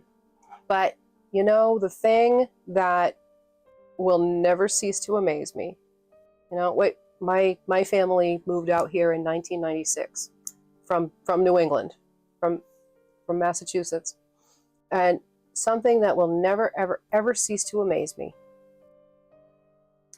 is the almost 40-degree temperature difference between day and night. Everything evaporates. There's nothing to cut the wind down. There's nothing to break the rains. There's nothing to break the sun. No shade anywhere. So during the day, like today, I believe it was 107, 108, somewhere in there. And right now, just take a wild guess. Before I tell you what the temperature is here right now, just take a wild guess as to what it is. Oh, we definitely have rain coming in. Definitely have rain coming in. Soon. Our low temp today. Just take a wild guess of what our low temp is going to be tonight, overnight. After I'm done with y'all, I'm going to go out and do a full moon ceremony.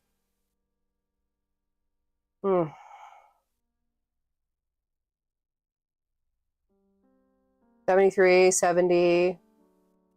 Yeah, pretty close. Pretty close. Well, maybe not, It's going to be, at the lowest, it's going to be 81 tonight. Tomorrow, very much the same. Tomorrow, we have clouds and overcast, which means that we might get rain, which would be wonderful because we haven't had enough of it yet this year. 8 degrees, right? Tomorrow, it's going to reach 102. But at night, 78.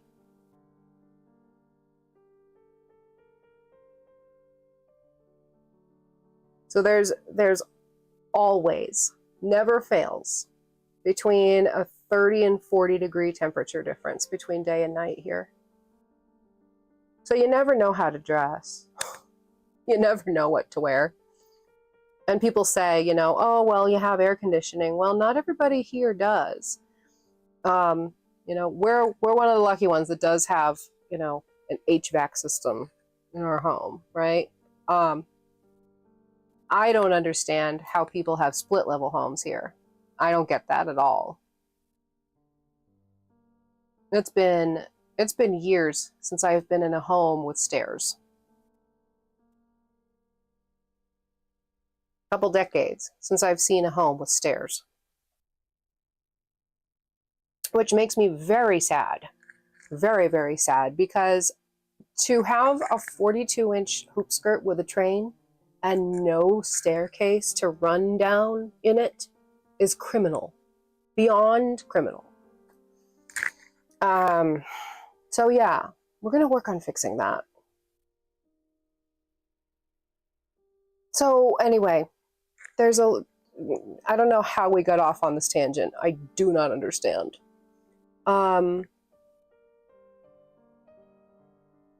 So we have the elements working against us. We have finances. We have scammers working against us. We have all of the odds.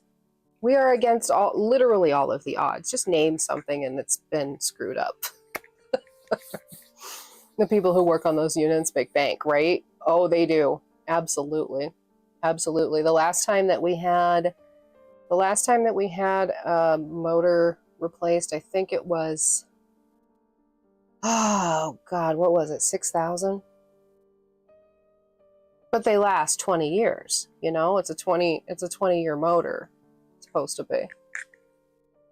In California, had AC, but never really touched the temperature. Put the AC down. Make it cool at the moment. We did that. Our AC went back. Yup. Yeah. Got to be real careful of that electric bill. Super expensive. But I'll tell you, but in California, the cost of living is wildly, unreasonably, unhinged high. Unforgivably high.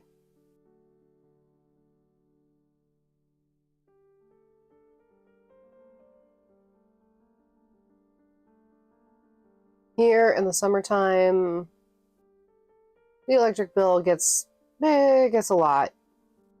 But, I'm not going to reveal how much our bills are. Just everybody got bills. We don't need to talk about how we got bills. You know what I mean? Just how we solve problems. Just how we solve things together. Just how we solve for things as a community. That's what we do. Yes? All right, there are a couple of in-ground houses. Ooh. Now that sounds like a plan. 1-bedroom apartment is $300 a month. Yeah. Yeah.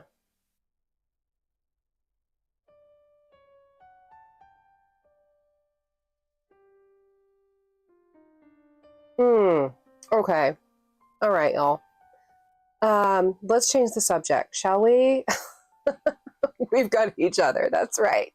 Yes, we do. Yes, we do. So anyway, thank you for being here tonight. Thank you very, very much for being here tonight. A lot of cool things around the corner. And if you're not on that Patreon, make sure to get on that Patreon, because, oh boy, bennies, perks. Hoo. Now that it's back, it's like, oh good, we finally get to start, actually upload things now. Yay, perks are here. Yay. Trauma bonding, right? It's all just one big trauma bond. Yeah. Oh, all right. No. I had somebody, very, very wise person told me very, very recently, you're not a prisoner to your past. You're not a prisoner to your to what's influenced you in the past. You have to move forward. You have to stay positive, because by nature, we have to expand. Atoms, gravity, orbit doesn't suck inward, right? Nature abhors a vacuum. And it has to fill things up, right? And so by our very nature, we must expand and keep moving forward. And so that's what we do around here. We don't let the past, you gotta put your behind in your past. Thank you for reading. You're welcome for listening. Thank you for listening. Thank you for hanging and enjoying the story tonight. This was so much fun. How did we get through 2 entire chapters tonight? What? I mean, granted, we did back up for anybody who's new or hasn't been here, who wasn't here last week. But this was an absolute blast. Yeah. So I have a gig tomorrow, which means that I really have to go. I should have been gone an hour ago. Think positive, but prepare for the worst. No, don't even prepare for the worst. Don't even prepare for it. Don't even give it a second of your time or your thought, because in that moment, you're not going to have, Stephanie S. Well, hello, welcome in. How are you? Thank you for being here. Welcome to the Siren Grotto. Welcome to the West Wing Library of the Siren Grotto. Think positive, but prepare for the worst. No, I completely disagree with you. Stay positive. Be positive always. Thoughts are things, yeah? And I think Einstein said it very, very well. One cannot simultaneously prevent and prepare for war. You're so right. There you go. Hey there, Stephanie. Thank you for coming in. Yeah. And so what I will tell you is that we have to stay positive. We only have to think. We have to have that knowing always that universe, spirit, goth, God, whatever you want to call it, right? Always provides for us. Always, always, always provides, because we're made up of that same star stuff that universal energy is made up of too. So, we can't help but be that positive part of the world. We can't help but be that change.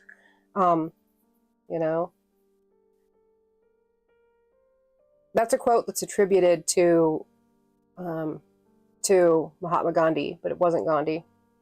That's not what he said. Glad to be here, and thank you, Crystal, for the link. Crystal, thank you for sharing. Yeah. Your brains can be so inherently wired to think negatively. Be a rebel. There you go. I like that. Yes. Rebel. Resist. All right, everybody. Stephanie, you're here at the very tail end of things. I love you, darling, for coming in. Thank you so very much, but I'm going to hang up because we have a gig tomorrow. Mr. Siren and I have a gig tomorrow, and I still have preparations for that. So the mind really is a powerful thing. Yes, it is. Yes, it is. Thoughts are things. And so we cannot be, we can't always be lost in the past, holding prisoner. I think it's okay to revisit now and then and learn from what's happened. Take the mistakes with you, right? The quote unquote sin, right? Take the mistake with you. But at the same time, time to go explore the new Sims expansion. Ooh, fun. That'll be fun. You'll have fun with that.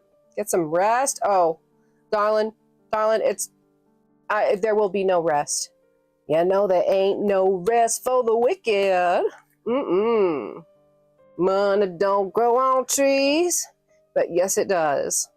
Yes, it does. Because the universe is always providing for it, right? Always, always, always. It never fails. 100% of the time, something comes through. Love your face. Love your face. Love you to the ocean's edge, darling. Thank you so much for being here. Appreciate you. All right, everybody. We can get esoteric and we can get cray-cray over in the Discord, okay? Ain't nobody got time for that, right? Ain't nobody got time for that. Ain't nobody got time for that. Ain't nobody got time, ain't nobody got time, ain't nobody got time for that. That's right. I can grab my shoes and nothing, Jesus. All right. So, one more time, guys. Thank you very, very much. If you have not already picked up your copy of Bloodline, I have 3 copies left here with me. After those 3, we're back on pre-order again for signed paperbacks of Bloodline. Also available now on ebook in Kindle format. exclusively on Amazon. Links are everywhere, all over the world, all over the friggin' place. Yeah, Linktree/Bloodline book for all of the purchase links for this. Also, make sure to check out Siren of Sound to learn more about the Siren Grotto Patreon, Nightshade and Company, and the House of Nightshade, and everything having to do with music, creativity. So, everybody, in tribute to our lovely Lady Scarlet, who is on vacation tonight, so that I could come in and read for you, let's say her tagline together, shall we? To efficiency, enterprise, and ingenuity, and, as always, say it with me now, everybody. Audible hopes you've enjoyed this program. Thank you. I forgot. I always forget. Audible hopes you've enjoyed this program. Thank you. All right. Efficiency, enterprise, and ingenuity. And everyone say it with me now. Pleasant nightmares. Pleasant nightmares, Crystal. Yes, darling. I love that you all know it now. Pleasant nightmares, everyone. Goodbye. Goodbye, goodbye. Sisters, goodbye. Oh, y'all. Love you. Love you so much. Love you all to the ocean's edge. Thank you once again for coming to the stream tonight. Stephanie, once again, I'm so sorry that you caught the very tail end of it, missed literally all of the reading. But the replay will be almost instantly available on YouTube, youtube.com/Siren of Sound. I'm Siren of Sound everywhere. Follow me. Do all the things. Like the last TikTok I made said, join Patreon, buy a book, buy an ebook, get a planner, buy something from Nightshade and Company, buy something for Bloodthirsty, and pay tribute. Goodbye. I knew somebody was going to get that reference. Bye.